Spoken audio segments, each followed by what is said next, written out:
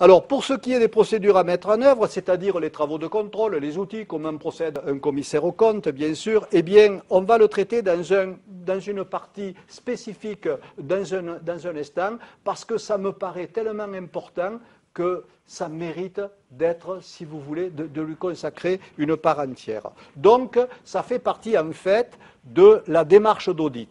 D'accord ? On rentre par une sorte d'introduction, ça fait partie de la démarche d'audit, comment je vais m'y prendre pour contrôler, pour utiliser les outils, quels sont ces outils, etc. Alors, la mise en œuvre de la démarche d'audit.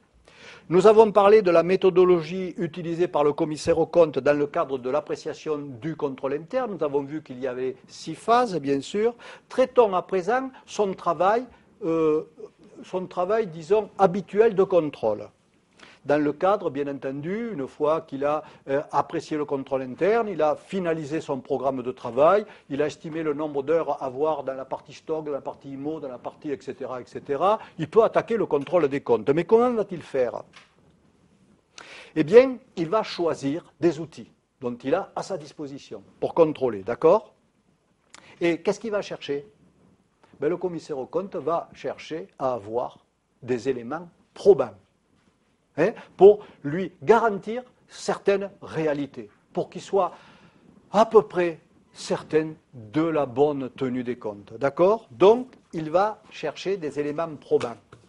Est-ce que ceci, qui figure dans la comptabilité, est réel? Alors, comment va-t-il faire pour s'assurer de ces éléments probants?